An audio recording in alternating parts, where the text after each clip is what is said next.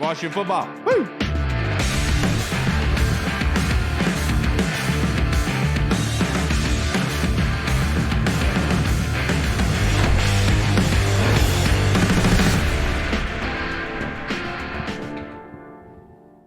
Hey, hello, everybody, and welcome to the Burgundy Zone. I am your host, Kyle, and I'm joined by my co-host, Michael Reed. Hall will not be joining us today. He is visiting with his family, which is obviously much needed. But to recap this loss from yesterday, a 37-20 loss to the 49ers, we have our two brothers from the UK, Andy Burrows and Scott Hartley. How are you doing, boys?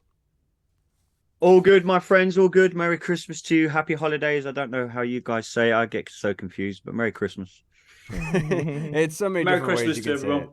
Yeah, Kyle Yeah. celebrates Kwanzaa, so it's tough in the Roanoke household. That's not funny at all. But yesterday was a kind of, Saturday. Saturday. Nights. You know what I'm saying? It was crazy night because Washington lost 37-20. They dropped to 7-7-1. They still, their chances with the playoffs don't really matter. They didn't take a huge loss in that regard, right? They still own the last wild card spot, and the teams behind them are 7-8. So if Washington wins next weekend, they have nothing to worry about. But that being said, Burrows, my first question to you, brother, what's your one takeaway from this loss yesterday to San Francisco? We need to improve our O-line, and dramatically, really. You know, I've seen so many people going backwards and forwards today, last night, during the game. Is it Wentz? Is it Heinicke? You could put prime Tom Brady back there, and without an O-line to protect anyone, you're not going to do anything in the National Football League. And, you know, it's really, really worrying. I mean, I've said it thousands of times now. I think our O-line is really poor. I mean, I love people like Charles Leno. He's a nice guy, and he might hand out good Christmas presents and do good things. He can't protect for shit. Basically, he's not a very good football player, and I will stand by that until the cows come home. Our O-line is terrible. We always talk about quarterbacks and wide receivers and running, but till we can protect these guys, we're not doing anything. So my main takeaway from the weekend was, forget all this quarterback talk, because you could have anyone back there. Till you can protect them, until you can give them time to actually develop plays and, let people like Terry run a full route before our quarterback gets squashed. It's our O-line, dude. And the 49ers, don't get me wrong, you're going up against a very, very good 49ers team. I know that for a fact, but this O-line has been terrible for a while now. So, yeah, it's that, my friend. In Leno's defense, he was going against Nick Bosa, who's arguably possibly going to be the defensive player of the year. But that being said, he's also the hottest player in the NFL. He is, but I said that, people said that to me on Twitter. What was the excuse when we played the Giants? What was the excuse? I was literally going to say that, Andy. Come on. I was literally going to say that, Andy. To your defense, though, he did that against the Giants, and Kayvon Thibodeau didn't do that against anyone else, what he did against us, right? In your defense. And I do think there is something to that. But what about you, Hartley? What's one takeaway that you have from this game? Is it the O-line needing to be repaired? Yeah, I mean, we did speak about that just off air there. I wouldn't be surprised if we saw 5 new O-linemen across the middle. I think it needs a full overhaul. We've obviously talked about it in our UK chat. But I want to take a positive from this, really. And I know there's not many positives to come from the game, but one thing it confirmed to me is that our wide receiving core is elite. It really is. Dotson's unbelievable player. He missed the drop in the third play or second play of the game. Terry's out there doing his thing. Curtis Samuel, fantastic. If we can repair that O-line, and if we can have a competent quarterback, it doesn't have to be amazing, but a competent quarterback dropped in, then this is, a team that is ready to win in the playoffs, in my opinion. Yeah, and to your point, Terry McLaurin, 4 receptions, 77 yards, a touchdown on 5 targets. Jahan Dotson, 6 receptions, 76 yards, a touchdown, and 9 targets. Could have had even more if he caught that first pass from Taylor Heinicke. Yeah. Yes, it was an errant, but that being said, he easily could have caught that football. I want to ask you, Reed, before I go, what is your one takeaway? Do you agree with Scott or Andy here, or you have something else in mind? Yeah, I mean, I definitely agree with them. I mean, the wide receiver core on the positives, like you talked about, it's amazing. But the O-line, that's definitely, it's one of those things where the O-line and the quarterback play, it's so hard to tell exactly which one it is. And I know, like, obviously O-line should be better, but some guys can overcome a bad O-line, but it's a rare type of quarterback. It's a Joe Burrow. Joe Burrow went to the Super Bowl last year. He tore it up. He had terrible O-line. And you see that every once in a while, but you have to have such a rare breed of quarterback that it's not going to work with Taylor Heinicke and Carson Wentz. Like, I don't know what it is. This offensive line was so good last year. We've been spoiled in the past with Trent Williams, Chris Samuels, John Jansen, Randy Thomas, and right now they're just not. They're not playing good. Nobody is, and it's unfortunate, but they're going to be making some big moves, I would imagine, on the O-line this offseason, like they talked about, and it's frustrating because I really like this group of guys. I thought that they had a very high ceiling. That I thought that the potential was there. I mean, you look at Cosme, the dude has barely even seen the field lately, and it's disappointing. But at least kind of we know where we stand and what we got to fix going in. It's not like one of those drafts or off season where we can be like, we can just sign anybody because our entire team sucks. It's like, all right, we focus on this, but we'll be all right moving forward. So yeah, for my one takeaway regarding this football team is that they kind of have an identity now, and I feel like the move to Carson Wentz in that last part of that second half, I thought was very smart because I talked about in the last episode where I felt like in that latter end of the Giants game, we kind of realized that we can throw the ball deep, and that can help with the ground and pound and being able to expand the area of defenders, right? And so by going with Carson Wentz, my one takeaway is we now know against one of the best defenses in the NFL that these wide receivers, if they are targeted deep, can do very well and can get points in a hurry. And that's something that Washington has not had, obviously, under Taylor. And so my one takeaway is going forward that they can score downfield, and that should be something that is used heavily a lot more because they need points. They need them in a hurry, especially if this defense isn't going to have Cam Curl and giving up the big plays like it did in that second half. And so what? Oh, go ahead. No, you're good. I was about to say, well, I didn't know if you were done or not because like sometimes you just talk and I don't listen, so I just cut talk. in. Yeah, no, I think you made valid points, but I will bring up one thing I noticed the other day, and that is Nick Bosa, right? The Bosa brothers. Tell me if this is a theory or not. Nick Bosa looks as good as he is. They put him in San Francisco, where he's an attractive guy. That's where a lot of the attractive guys live. His brother, Joey Bosa, looks like the ultimate surfer. They sent him down to San Diego, then moved to LA. And it's just like the Bosas are just, you know what I'm saying? It's almost like a conspiracy. The NFL did it on purpose, I think. So I don't know. You're probably right. Now, I want to ask your opinion, Andy Burrows, with Taylor or Wentz going forward now. Obviously, Coach Rivera said they're going to still think about what they're going to do in this capacity. So in your mind, looking forward, should they go with Wentz for the last two games? Yeah, I think they're gonna. I think they kind of looking for an excuse to do it. They've just had Heinicke kept winning and we kept doing well. You know what I mean? But now he's given them an excuse. He this moment was coming, and I think deep down, Ron Rivera, all them guys knew that this was going to come. It was the perfect opportunity. They brought Wentz in. He looked good, but he looked good when the game was done and buried. He's going to now have to go and do it at home at FedEx on Sunday. We saw when we were there week one, we saw what we're going to get with Wentz. You're going to get the good, the bad, and the ugly. It's typical Washington quarterback. So I think it's going to be Wentz. It's not purely people say, well, he's getting paid X amount of money and he has to play. Heinicke's kind of made Ron Rivera's mind up for him. It's just, and a lot of people are saying, well, we're going to lose Heinicke scrambling out the pocket. He hasn't really done that. He hasn't moved with his feet. Like, when he first burst onto the scene, when we played against Tom Brady in the Bucs in the playoff game, he was running for yards upon yards upon yards. We haven't seen that. And is that down to Scott Turner not trusting him? Is that down to our O-line? It could be all various different things. I think we're going to see Wentz. How's he going to do? It's going to be the same O-line. I mean, we saw when he played week 2, week 3, week 4, he was the ball was coming to him. He had it 2-3 seconds. Bam, he was getting crushed. Are we going to see the same O-line Carson Wentz, thing happening? Most probably. Will we have enough to win this game? I really hope so, because it's in our own hands still, but a lot of people coming out today, well, we don't really want to get into the playoffs now. Let's, the season's done. No. What? If you can, yeah, mate, honestly, go and check my Twitter feed this morning when I put out that little one, Wentz or Heinicke. Everyone's like, well, I don't really want us to get into the playoffs. Once you're in, anything can happen. Right. Who knows? I'm not saying we're going to go and win the Super Bowl, but we might play a couple of games. We might win one game and get through, and we'll see what happens. But it's going to be Wentz, Carl. It's, Ron Rivera knows it. He said he's going to announce it early this week. I wouldn't be surprised if we hear tomorrow that it's Wentz and he's going to have a full week of work ahead of him. But it was good. Like, I think I saw a tweet you put out earlier, Carl. Heinicke was good while it lasted. Let's see what Wentz can do now. Let him go to work. Absolutely. Well, I want to reframe the question to you, Scott. Like, how did you think Taylor did yesterday? And on the flip side of that, how do you think Wentz did given the circumstances? Yeah, I thought Taylor did okay, but I think that the fumbling problem over the last 2 games, they were probably looking at that in the background. I'll be perfectly honest with you. I think the coaching staff and even down to the players, they may have known we probably weren't going to get much out of that game. And we could write that one off and say this is going to be a loss, irrespective of what you think. You're going against the number one defense. They've got weapons all over the field. Very unlikely that you're going to win that game. We'll give us a puncher's shot, but not much more than that. I thought Taylor did okay, but I think when the interception was thrown, a killer moment, I thought, this is the right time to change it now. And I thought that was a right decision, actually. It was a good call from the coaching staff to bring Wentz in. Yeah, it was a bit of garbage time towards the ends, and Wentz did really well.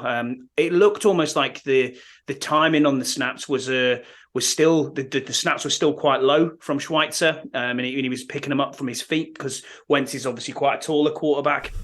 But the speed of the ball coming out was a lot quicker, and it seemed like he was willing to use more players around there because we have not seen any tight end movement or catches for a good 2 to 3 weeks now, and it seemed that Wentz was finding Logan Thomas, and you're thinking, oh, okay, he is alive then, because we haven't seen that variety of weapons used that we do have on the field. And I thought Wentz played quite well for the last quarter or last few minutes that he was in the game. I think it will be Wentz moving forward for the next 2 games. I do think there is a little bit behind the justified money, Andy. I think that if you're paying someone $28 million, you have to think to yourself, yep, we have to see what we have with this guy. Obviously, there's no money at the end of the season, so you're not losing anything. And it's quite clear to everyone else. Everyone could shout and scream all they want on social media for Sam Howell, but it's quite clear he's not ready. Because if he was ready, I honestly believe the coaching staff would have put him in or had him as backup. Right. They want to win at least football be games. close. He'd be dressing. He'd be Yeah. Bang on. Could you imagine if they did put him in and it tanks and it all goes badly, and you know what it's like already? And then all the Hal fans would come out and they'd be like, they put him in there too early, man. They're going to ruin him. Because the O-line sucks. It's why he wasn't good. And then Mark Taylor would jump in and be like, Taylor Heinicke. That guy hates Taylor Heinicke. He does. For me, with Taylor's performance, I thought Taylor did a pretty good job. He was able to respond with those long passes towards the end of the game. But that being said, it comes up to the turnovers and not protecting the football. Yeah. They told him about it last week. Obviously, the interception isn't on him, but Taylor was 13 of 18, 166 yards, 2 touchdowns, was sacked twice, and then has the 1 interception. The interception was a backbreaker. I don't want to put it all on Taylor, but the fact is the ball was turned over, and he was the one that released it. And so I understood at that moment you needed an energy to be brought in. Just like Taylor was an energy coming in for this team when he did for them to win football games, Carson Wentz has the same type of value at this point because his team has hit a lull. And that type of person you could come in who you did pay a lot of money for, you traded for, bring him in here and let's see if we can light a spark under our butts. And maybe it was a little bit too late, but that being said, Carson, I thought, did a good job. 12 of 16, 123 yards and a touchdown. Like you said, he got the ball out quick. He got the ball out to the outside to his wide receivers, and which is something that he needed to do earlier on in the season. I said this. Look, Carson is playing poorly, and yes, it's because of everything going on around him, just the system, people being injured, but there's things he can do to help himself out and the O-line, and that's what he was doing yesterday. He didn't get sacked yesterday, and I think that was evident by his passes. One really interesting thing was me, Burrows and Scouse Andy were talking about it. Burrows, you and Scouse were sat right next to me week 1, and you called the Terry touchdown. I am still here. My video deciding not to work. I don't know. Okay. I like you better like this. I like me better like this. Face for radio. Anyway, you know that, mate. Yeah, you called that touchdown, and then we saw on social media against the Giants the one on the sideline to Curtis Samuel that was thrown. And it was really close, but there was no arm in it. There was no arm strength in it. And it was exactly the same play, exactly the same drop, exactly the same coverage, boom, out to the side. If that's Wentz there, you've got a touchdown. So for me, he's got the arm and the arm talent to do that. Will the O-line hold up? We don't know if that's going to happen or not. But I think it's his job to lose now going forward. I think these 2 games, we're going to see what we see. Look at you, Scott, growing up for me, my son, man. You're getting good at this. There you go. I try. Podcast it's helping you out. My work here is done. There you go. Yeah, you're gone now. Yeah. Hey, real fast. Did you guys read this? This is something interesting. The 49ers, any team that has played the 49ers has lost the following week. So no team has won the week after playing the 49ers. Yeah, I remember Kyle Shanahan said that last week in a press conference. Yeah, makes and sense. so I was like, yeah, whatever, man. But next question I have for you, Reed, if you want to start this off with us before we go to Andy, the defense in the second half. I mean, as much as we want to put this on Taylor and the quarterbacks and the offensive line, the defense gave up huge plays in the second half. What did you think is the reason for that, and what's going on there? Are you concerned? No, and the only reason I'm not necessarily overly concerned, and it's this defense, it's good. They've been very good this season, as we know. But San Francisco's done this to just about everybody lately. San Francisco, for whatever reason, look, I don't think that they got Tom Brady back there. I think that we can all agree on that. I think that that Purdy is human, unfortunately, and he will be exposed eventually. But Kyle Shanahan's a genius, man. He schemes these things up. Think about the weapons that they have out there, man. Christian McCaffrey, George Kittle, Brandon Ayuk, and an O-line, and it's frustrating. I mean, how can you guard all those guys? I'm surprised that We the haven't even 49ers talked aren't about putting up. Deebo Samuel either, mate. Exactly. Yeah. You know right. what I mean? And I mean, like, I'm surprised that the 49ers don't put up more offensive points per game because they should be just dominant. But yeah, it is a little bit concerning to kind of just see. It's almost like, aside from Chase Young, because Chase Young balled out yesterday, it seems like everybody kind of just laid down. Once they got down, it was just kind of like, they just came out flat and they just got deflated so quick. And you hate to see that. That's a little bit concerning, but I do think that they'll bounce back next week against Deshaun, the human massage Watson. Now, Burrows, what about you? What did you think of the defense the second half? What did you see? Are you concerned? Yeah, I was quite impressed with like the likes of like Jamin Davis, Mayo. I thought they played well. You know what I mean? There was glimmers, and that's the thing with us as a football team right now. There's little glimmers where we know that we are good, but we just can't get rid of these basic errors that we keep doing. You know, that's on both sides of the ball, defense, offense. It's there.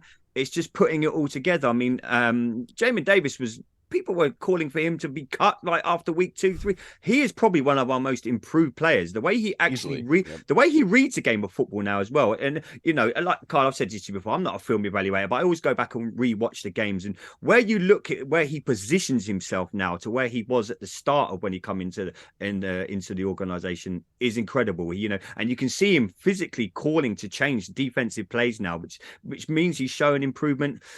You know, our defense is elite. I've said this for a while now. If we can mirror our defense with our offense, like Scott said at the start of the show, we've got the weapons as our wide receivers. We've got the defense. We just need to put these little bits together. So the defense for me isn't worrying. I mean, you know, you should be more worried that your offense can't put it in the end zone from the 1 yard line. Yeah. For me, you know, Benjamin St. Juste, Mayo, all of them, you know, good. We've got a good defense, man. We just need to put everything together. Yeah, and look, and the unfortunate part is with this team is that they played well in that first half, right? They were tied up 7-7 going into it, but Kyle Shanahan will find your weaknesses.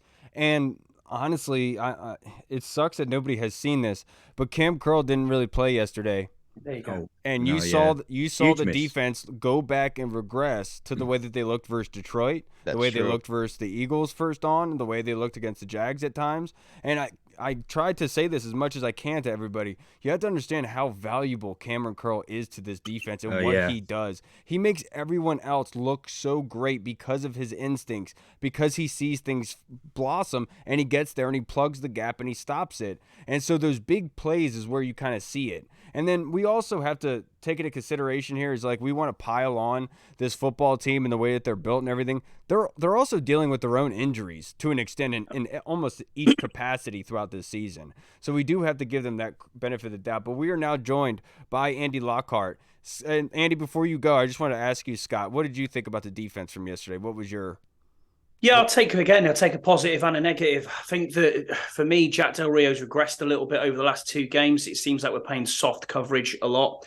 We're almost 6 to 8 steps back, covering wideouts, and it just doesn't seem to have got back to the defense we saw 2, 3, 4 games ago, you know, where we were blitzing, where we were dominant going through the middle. Deron Payne and Jonathan Allen are playing a lot of snaps. They're playing every snap pretty much, which is not happening in any other team in the NFL if you look at it statistically. 89% of the snaps they played this season.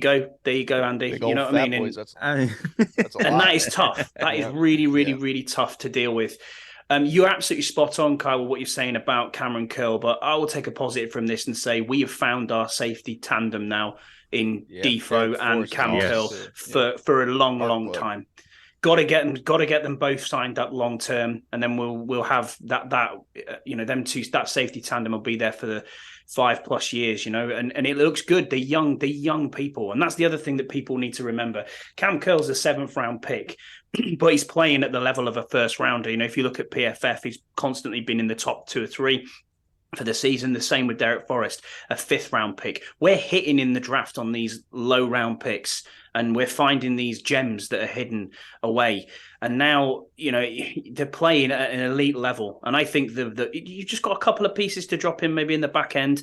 And then we are an elite defense, as Andy said before. And it's unfortunate because it's the big plays that ultimately hamper this team. They limited the 49ers offense in the red zone to 1 for 5, which is fantastic. On 3rd down, they were 4 of 11. So Washington, it's like they do well in these sort of categories, but the big plays that don't show up on that stat sheet is what ultimately cost them the game. Now, moving forward, I want to introduce our next guest from the UK as well. We're outnumbered here, Reed. It's just like the Revolutionary War. We're outnumbered in our home field. We got not now. We got 3 now. Yeah. Oh, there we go. We got 3. That's what I'm talking about. Junior Reed. Lockhart, we kind of talked about the defense from yesterday, what happened in that second half. Real quick before we move on, if you want to get your opinion on that. On the defense? Yeah, in the second half. Second half. This wasn't good enough. When you're thinking about the Jack Del Rio just kept playing very soft zones again. He went back to his old school way of playing. What was costing us games, in the first 5 weeks. He went back to that kind of soft shell defense on the secondary, and which never allows our D tackles to actually attack the quarterback. It just didn't give him enough time. We need to play a bit more press man, and we just didn't play it. And I think that was the biggest downfall to us in that scheme wise was that in my book. Yeah. Do you think we're more worried about? Sorry, Carl. Do you think we're more worried about losing games and trying to influence winning games? You know what I mean? That's why definitely we're not aggressive. We're just not an aggressive team at the moment. We're playing very within ourselves. The 2 Giants games we did the same thing. We played not to lose rather than actually to win. That's it. I think that was and it cost us 1 game, and obviously we got the draw, which is helping us at this moment. But we don't like draws in the NFL, do we? So. Yeah, but I will say this, that like them playing off, it's to limit the big play. And what's unfortunate is they still gave up the big play while playing soft, and that's probably the what makes the matter worse, because that's what they were trying to limit, and they were still able to do that and execute it in the second half. I know that we did fire back. Kittle killed us. I mean, yeah, we were able to fire back, but honestly, at this point, based on who was on the field, you would want Curl on George Kittle, and I feel like he would be able to do that. Yeah. And so, at this point, it is what it is. Give credit to Kyle Shanahan, that San Francisco 49ers. They have an offensive scheme that you could have, I think, multiple different starting quarterbacks in the season and still have a good team, and that's proven to be the case. Now, still the 49ers too. I mean, they're them and the Eagles are the classes of the NFC. I was about to say that, Reed. I was going to say, do you honestly think that I think they're the best team in the NFC? I think they face off against the Eagles. I think they probably have more talent. They're going to go. They're going to be there or thereabouts. They're going to be very, very close to winning it all this season. Yeah, I definitely do agree that they would give the Eagles a very good game. One thing is the quarterback position, obviously, right now. Right, but I do trust Nick Bosa and company to be able to get after them, because the Eagles do have a good up front. But I'm not going to talk about those losers. I would let anymore. Nick Bosa lie to me. I trust that dude. Anytime. Nick Bosa. Burrows, Yes, we sir. have a question in our Discord chat server from Tony Franchise. So, guys, we have to get this one across. Burrows, what grade would you give Chase Young in his return? A solid B, and that surprised me because, and I listened to Ron talk after the game. He was maybe going to be on a limited snap count, 12 to 13 snaps. They come up to him in the 4th quarter and he was like, Coach, I'm good to go. And the thing that pleased me was you can see why they've waited this time to get him back onto the field. He actually looked ready where, people like us and, everyone else was maybe saying 2-3 weeks ago, let's get him on the field. You can now see why they waited, because he looked as good as he ever had. And that's probably him playing at 75%. And he looked hungry. He looked healthy. He looked game ready. He was for me, and, I didn't think I'd say it after just one game back. I was like, wow, he hasn't missed a step. His conditioning was good, which Ron Rivera touched on in the post game. He looked hungry, and you only have to see his press comments after the game. This kid's going to want to play these last 2 games, and that's a major positive for us as a team to have him wanting to play for these last 2 games. He's going to want to extend this season. He's going to want us to get into the playoffs. I'd give it a solid B, mate. That's a great one. I also noted that Chase Young was the highest rated defensive player on the team from Saturday's game against the 49ers. So a lot of credit to Chase Young. Very proud of him. What do you think, Reed? Oh, yeah, I loved it, man. I was so proud of Chase, too, because after he missed so much time, it seems like people kind of written him off, and then it was kind of like annoying to the fan base of when he was going to come back. Did he really get hurt again during the offseason? And plus, the fact that he didn't play up to the standards of his rookie year last season when he was playing. I think for him to come out and have a huge game the way that he did, I mean, he played fantastic. I think that you forget what that dude can bring to the table. You just look at him out there. The guy is a freak of nature. I forgot how big he is. His hair's longer too. It's even more intimidating somehow. It goes all the way down to the small of his back. And it's crazy. You're paying way too much attention to that. That's what I'm looking at, my guy. You got to look. I know it is. I know that's what you're looking at. But what grade do you think I'm looking at with Nick Bosa? When he got that batted pass, the energy that he brings, that's something that this defense was missing because John Allen couldn't do it all himself, and him being out there, I think is just going to be huge, and it's good for him to get some more game reps under his belt. What grade would you give him for his return?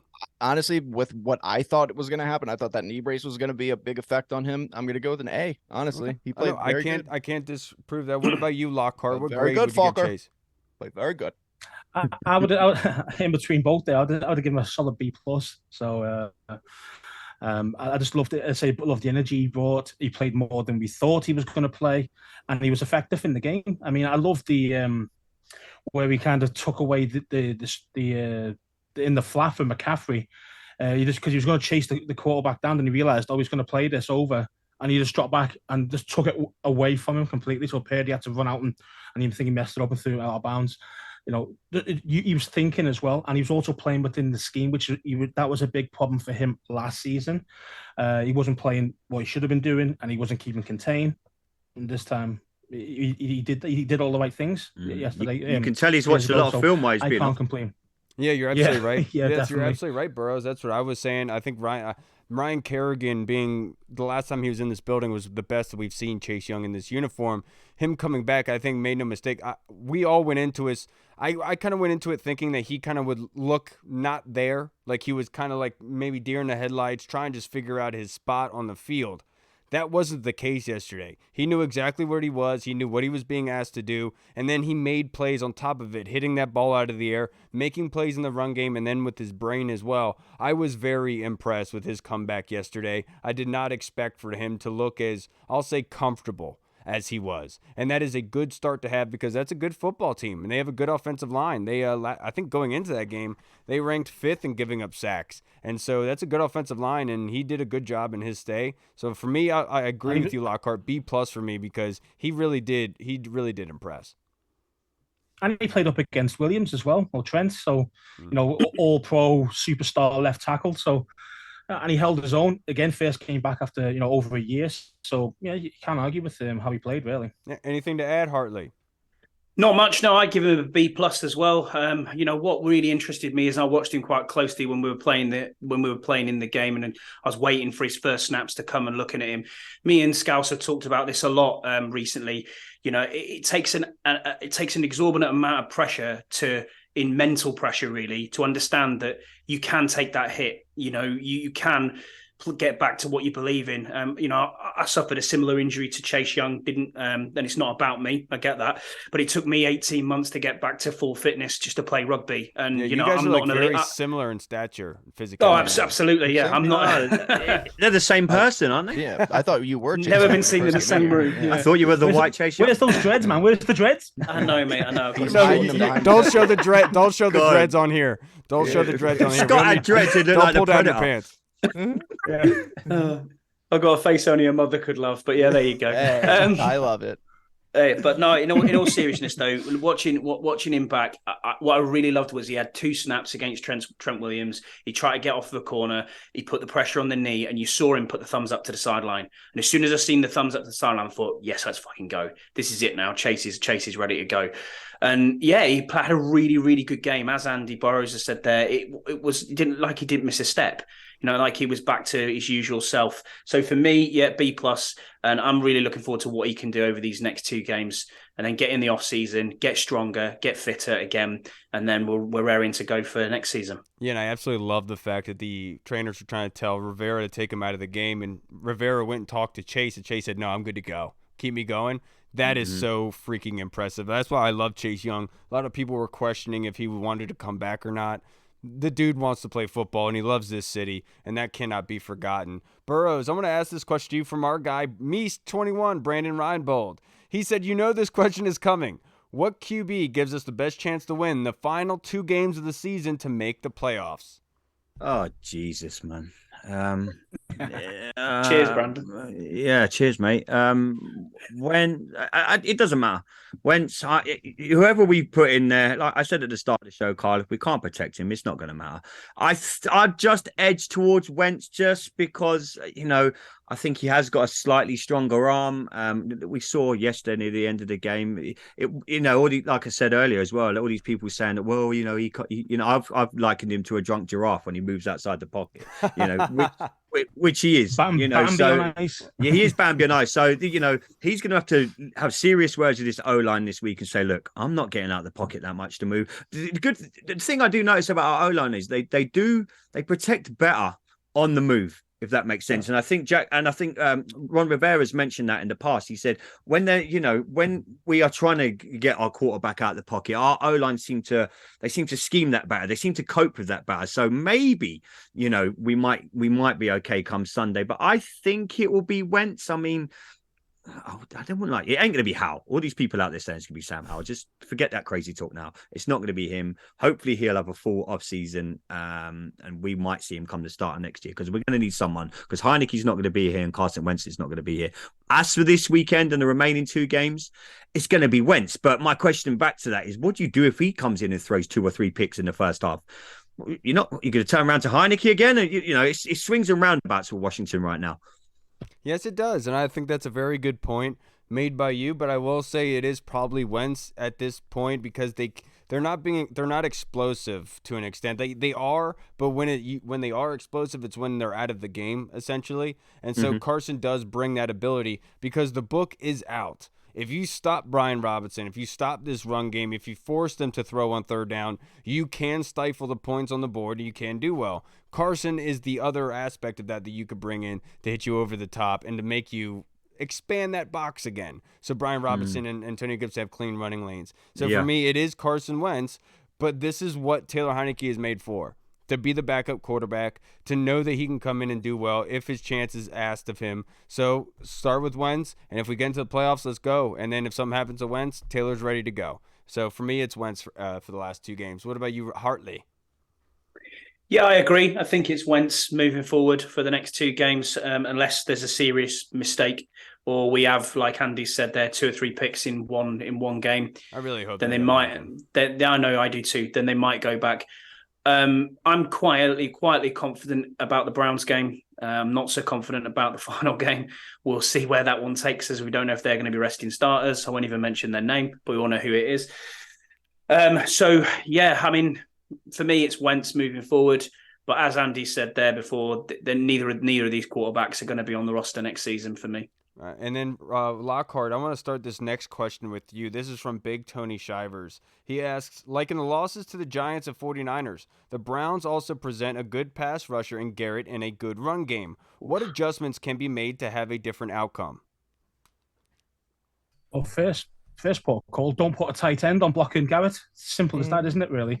Because we do that all day, every day. We allow these pass rushers just to get past our tight end one-on-one blocks, and also we need to double team some of these superstars. We haven't been doing that at all. I mean, Bosa this week, we just let him one-on-one with a tight end or even with Leno. It doesn't matter. He's that good. He's just going to destroy whoever he's going against.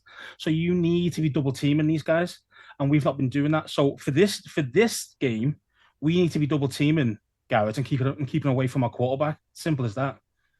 I agree with you. What about you, Reed? Yeah. Oh, Oh, he's wow, done a look. haul on us. Oh, it's got a hole. He's done done a a full hole. hole on. He did not Yes. expect that whatsoever. Hartley, how about you go? It's like his finished face. Yeah.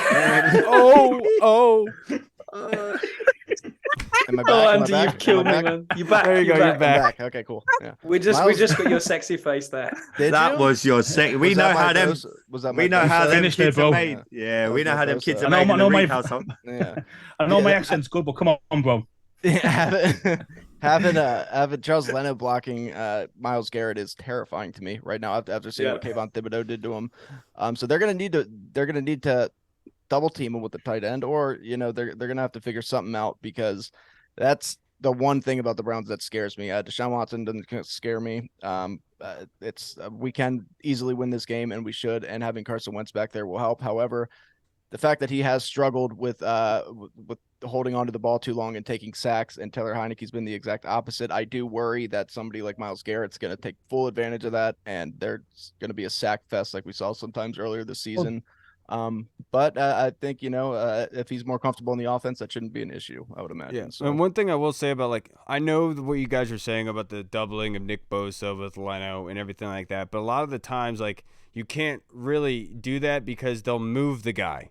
So, like, if you bring the extra Right. help and all of a sudden they tell him to switch to the other side of the formation, like, what do? You know what I mean? And so that's what I'm sometimes, saying. It's just tight end with him worrisome. across. Like, you're going to have one-on-ones with him. right, It's exactly. terrifying. So essentially, they're going to keep doing that until you Yeah. you run out of play clock. And so, like, that's where it kind of goes in. But I do agree with you in a lot of these cases where they ask Leno to chip, and meaning like to hit Bosa and then have John Bates take over the block just to be able to create some or a time. halfback back Right, there or but something. he's still getting beat, and he's still getting back there, and it's Think not back like to he's the like, getting a Kayvon lot of Thibodeau help. play where Yeah. he didn't even touch him. So going against the Browns, I think number one is the Browns don't pose the same run defense as the 49ers. So let's get back to that, and then use the same exact offense that we saw against the Giants the second half and you saw against the 49ers, hitting them deep as much as possible, create as much cushion as you can, and then run the football. Because at this point, what do we have to lose? Like you guys said, Lockhart earlier, we haven't been very aggressive.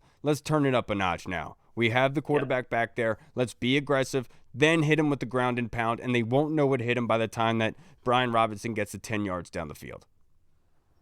Let's die on our sword as well, like Yeah. Scott and Andy said earlier. We've been playing Japanese within style, ourselves, maybe. that little mini run that we always do where we win our 4 games.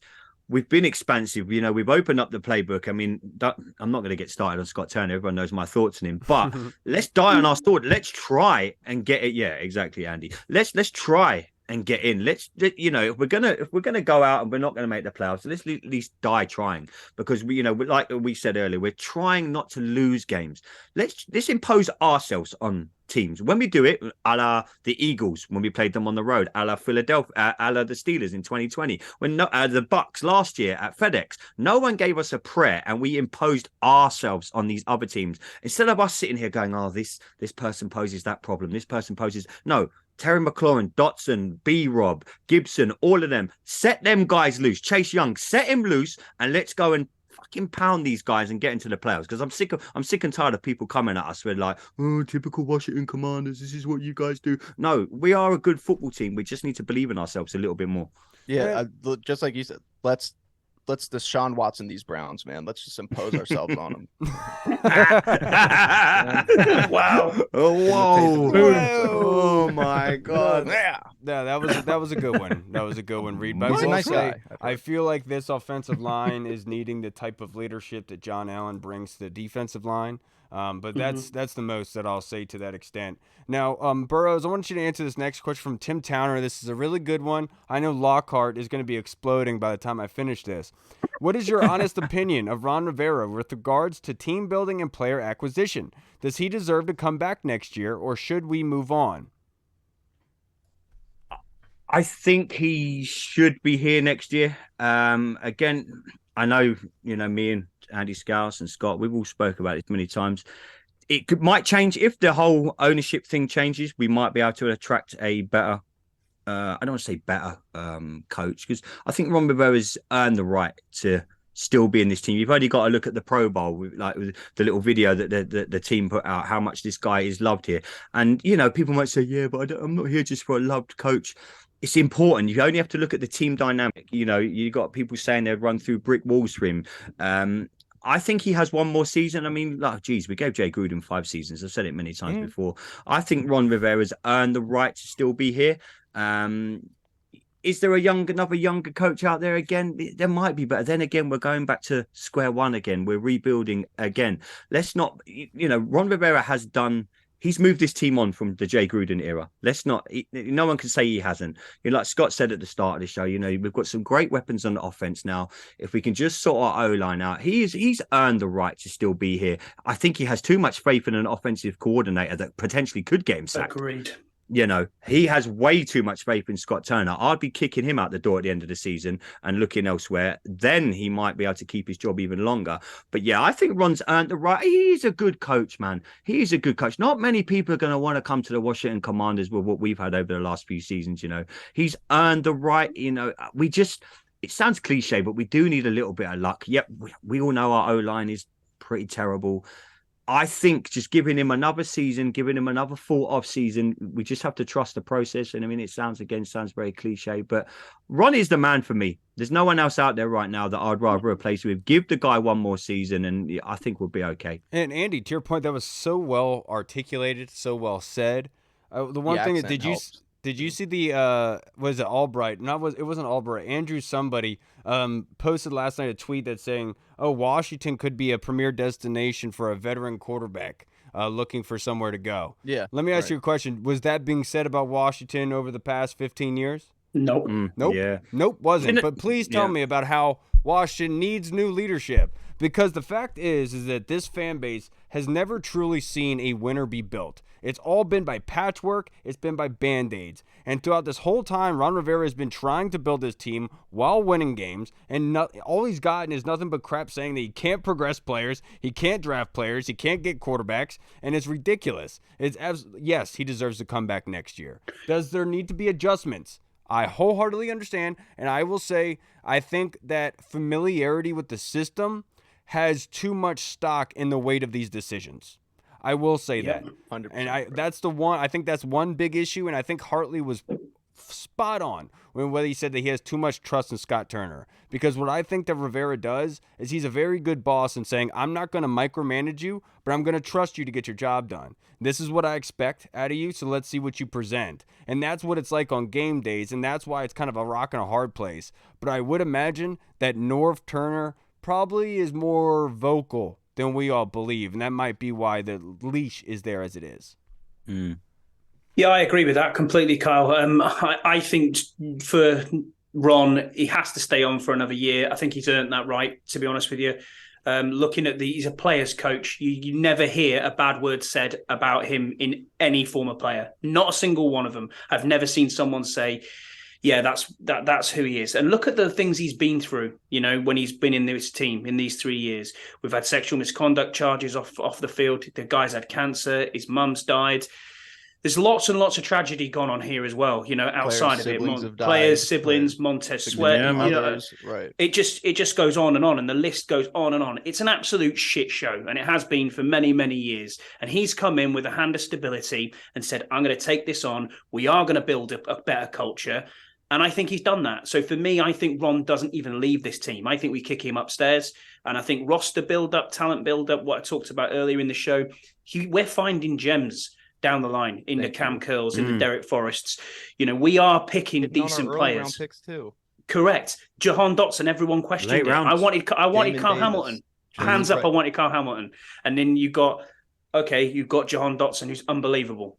They know what they're doing. They do know what they're doing. There's questionable decisions. There's questionable in position areas. Linebacker, we could talk till the cows come home about. But I think Ron's earned the right to be here in this team. Scott Turner, different story. I do think we move on from him in the close season. I would be surprised if he's here next year. And then it's down to ownership change. If we get an ownership change, Ron's probably going to be on his bike, and he's going to be a new team coming in. But I don't see that next season. The season after, absolutely. Yeah, it probably will be a new team. I don't know if you guys, Kyle, I don't know if you're near your phone, my friend, but just now, Dan Snyder and the Washington Commanders are trying to profit from the original Hogs legacy by taking the trademark associated with the Goodwill brand.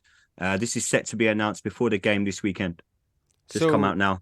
So they're trying to take the hog brand with them. Yeah, it's just come out now. Someone's just put it in our group chat. There's the league have drafted a letter. I'll try and I'll tell you what, that 7 billion's dude not is enough for him. that dude is smart. Let me. I'll just He's a screenshot it to you now. I'll sneaky send it to you. little Yeah, That dude is smart, dude. He's gonna say, "Okay, I'll leave, but I'll take everything that you love about this with me." He's Good such a little Lord, brat. what an animal! My goodness. I just sent it to you, Carl, on your Twitter. In the That inbox. is disgusting. What he just He did is there. brutal, man. He is brutal. Trying to take the hogs trade. Man. The thing about Ron too. Sorry, if I can just add to that is everybody the narrative, like you guys touched on, that Ron doesn't. The leadership aspect, we need new leadership. They don't hit on draft picks like you talked about, Scott. That's just not true. They do. Maybe like you talked about, Kyle, the free agency thing's can be a little iffy, and maybe the trust in Scott Turner. I'll give you guys all that too. But Ron is not necessarily just here for wins and losses. This is so much bigger than on and off the field. Ron has completely changed the culture of this team, and if you think that he hasn't, go turn around and look at what was happening every single season, multiple times a season before Ron was here. There was always leaks. There's always stuff going on in the locker room. There's always a rift between players and coaches. That doesn't happen anymore. That's not even when Jack Del Rio goes and spouts off and says some shit that people don't agree with. They still have his back. They still speak highly of him. They still trust him. They still allow him put them in position to make plays and to win football games. And that's why Ron is here. And that's why he can't go anywhere. And if he does, he's going to end up going to the front office, I would imagine, and continue this. Yeah, I agree. Pre-Ron, Del Rio is getting fired. Yeah. Oh, yeah. Yeah. He would have been pre-Ron. He's gone. Pre-Ron, he gone. would have been sent off in a rocket. Yeah. He might have even still be in prison because of January 6th. I don't know yet. Yeah, you're absolutely right. That is I think he's been brilliant. Sorry, Lockhart, go. Yeah. No, I was saying. I think Ron's done a great job, and I think I say you've mentioned all the things that he's gone through as well. I mean, that is not just football related stuff. Do you know what I mean? Like, there's a lot more to it, and the guy is there for all his players. He's a true man manager. Perfect, for that and motivation to try and get guys going. Yeah. I say guys will run through brick walls for him as well. So I mean, and they said that he said on those videos. I don't think Reeves knew he was getting videoed. Do you know what I mean? So when he said that. So again, it's genuine. It was the respect. Look, Andy, sorry to cut you off, mate. It was the respect that you got. You looked at a player like John Allen, who is an absolute leader of this team. And you see him come and he says, "Oh, my bad. I'm sorry, coach. Didn't knock on the door." That's what I'm talking about. That's a leader. And you've got two things in any walk of life: your job, in world, in sport, whatever it is. You have a leader and you have a manager. Now, if you have a manager, you manage your work. You're going to do things around you, but you want leadership. That is exactly what you want. Look, I mean, everyone loves it in our football terms, but look at Alex Ferguson. The guy was an absolute born winner, and I think Ron Rivera is that player's coach. He's that kind of guy. He's that dude who gets it, understands it. He knows when to give them a kick up the arse and a bollocking, and he knows when to put his hand around a player and say, "Hey, come on, man, we'll sort out what you need to do." Yeah. So sorry, dude. Man management, mate. Man management. Yeah, absolutely. And the one thing about Ron, also looking at this team, if he for his mental state wants to walk away. And I'm not going to tell him he shouldn't. Can't blame him. No at this point, honestly, because he he could have walked away when he originally got cancer. Like, that could have been, obviously, all that stress with everything going on. But he still was like, no, I'm going to go to work because I'm overseeing this and I want to see it through. And so, but at this point, if it has gotten just too much for him, because remember, he did explode about the Carson Wentz thing, and was it Chicago or the week before that? I think it was the week before Chicago. Yeah. Where he kind of flipped out. It kind of shows you that, like, getting chipped a little bit more and more, maybe he does want to walk away. And if he does, I would obviously support him in that because he's obviously dealt with enough. But obviously the one big issue with this fan base, or not with this fan base, with this team for the past 20 years under Dan, was that we had no sustainable success. RG3, you have 1 year of success, poof, gone. Kirk Cousins comes in. You actually know, okay, we have him as the quarterback, but we don't know if we're going to have him long term. You have a little bit of success, boom, he's gone. That is the kind of thing that I am concerned about with this team, is that we've been living the short-term success, Band-Aid, patch-up things for the past 25 years, and we're going to be dealing with it for another 5 years because a new ownership comes in, changes head coach, he rips out what he's doing as new, and we don't know the other side of this thing. That's the thing. We're close. And that's why, I'm trying to say, I like what's being built here because we've never seen a team being built like this before. Yeah. And the one time that we're actually getting built in the 20 years of this existence that we've known, it's now going to get taken away from us in a short amount of time because the same reason it always fell short before, because of ownership. And that but what a person to sucks. steer. Say if we do get a new owner, and hopefully we do by I don't know, January, February, March, whenever it could happen. Ron Rivera is the perfect person to steer that new ownership, because there's going to be all kinds of media and God knows what, and everything is going to be on us again.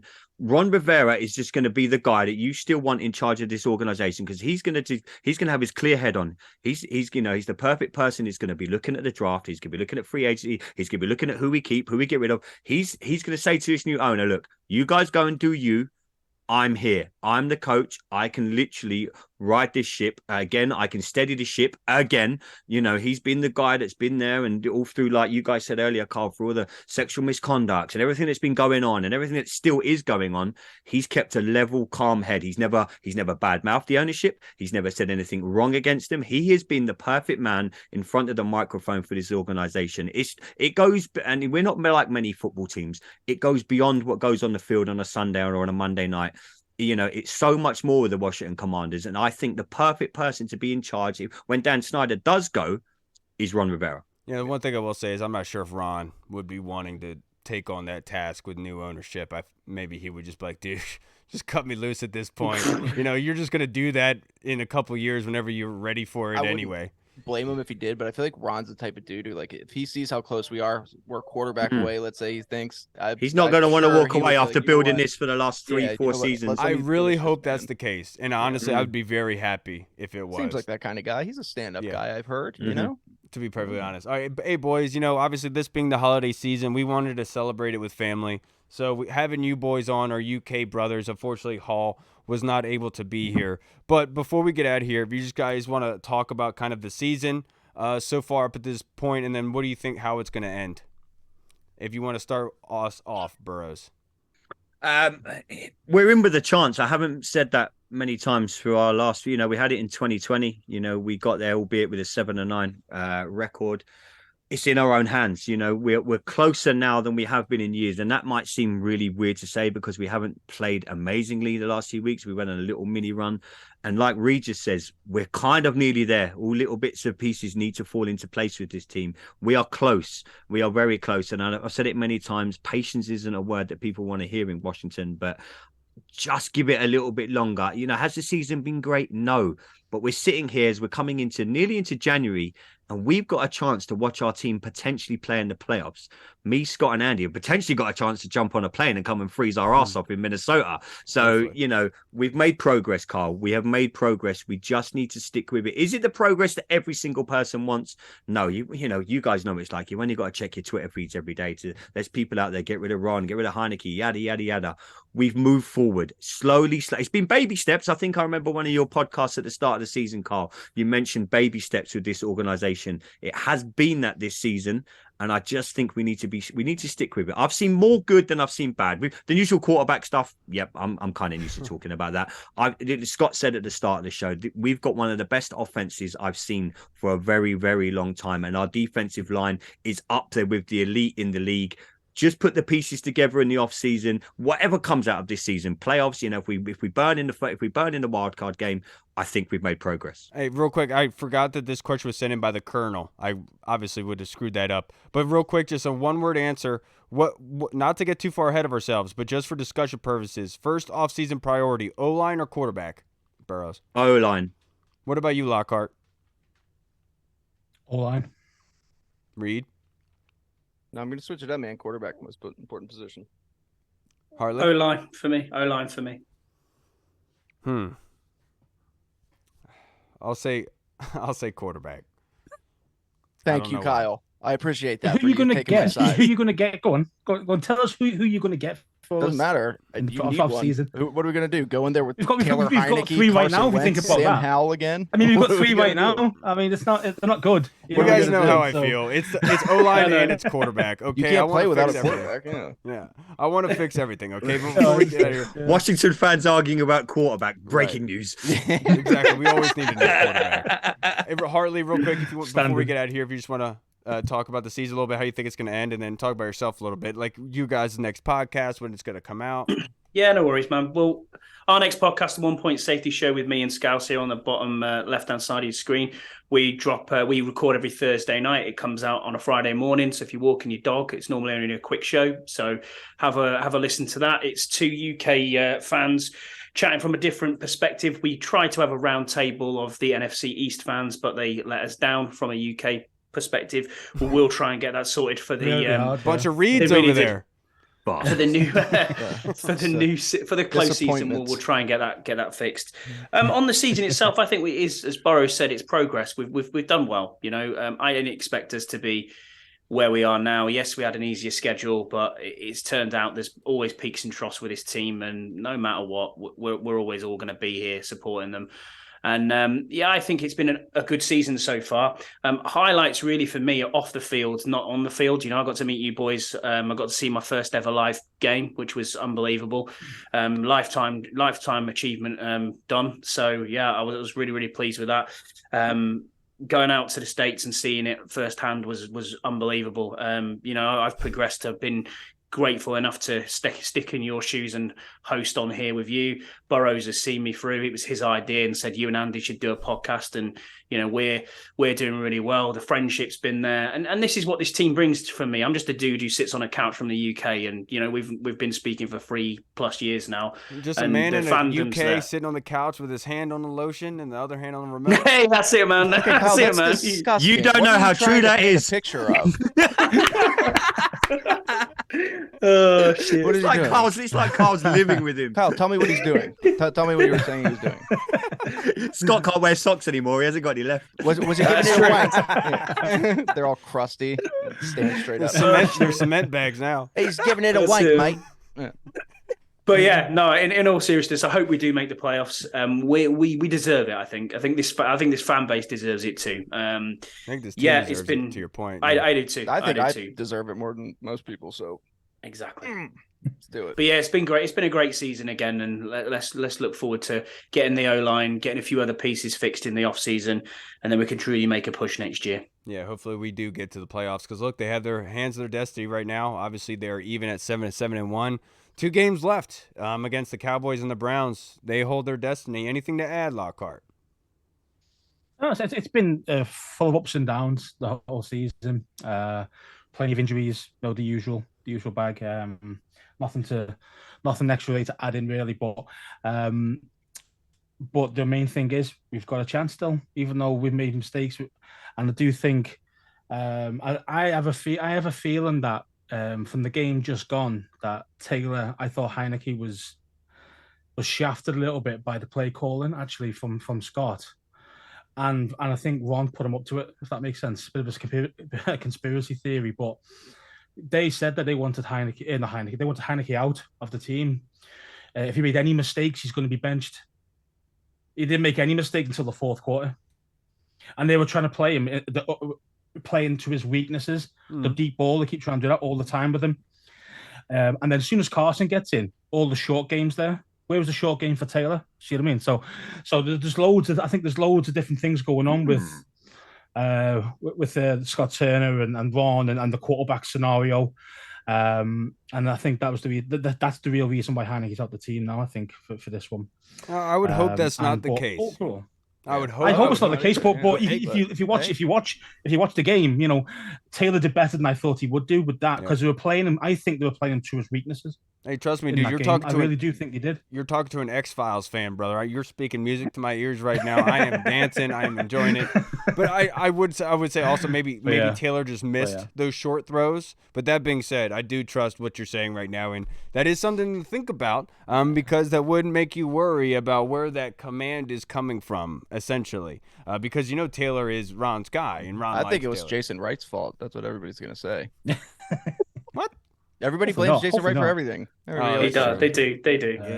Typical Americans blaming the African Americans. Say it. Okay. But in general, I mean, it's been a good season. I just hope we can win the next 2. We get in. That's true. Boys, you know, I can't thank you enough for joining us, being able to recap this game yesterday, the hangover we all have, the fan hangover from this game yesterday, losing 37-20. I can't thank you boys enough. It's the holiday season. I appreciate you guys, everything you do for this show. Obviously, you support us a lot. happy to see you guys branching off, doing your own podcast. Obviously, Lockhart, you being new to the game, also Hartley being a guest on this show, but way before. You guys have really done well with you, and you have a good cohesion. Keep working at it, and you guys are getting better and better every time you hop on the mic. Appreciate you, boys. Thank you. Thanks, man. Appreciate that. Of course. And Burrows, of course, Hell yeah. you're all right. You're all right. Yeah, you're all right. Cheers. Thanks. Hey, Burrows. Merry Christmas, everybody. OG. Happy holidays. I appreciate all you guys. I'm Kyle. Yeah, and you know what's up? I'm Mike. Hey, All right, everybody. We'll see you guys on I'm Reed. Thursday. Have a good you'll never good- be me. Have a good First of day. all- I'm about to go I wish. celebrate Christmas with my family You don't today, want so it's me. going to be a crap show. All right, everybody. Merry That's always Christmas. fun. Watch Merry the Christmas, football. everyone. Woo!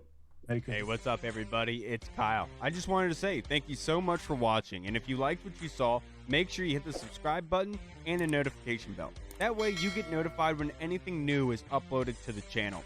Also, we just launched the BurgundyZone.com. You can go there and find all of our latest news, articles, and the latest episodes that are uploaded.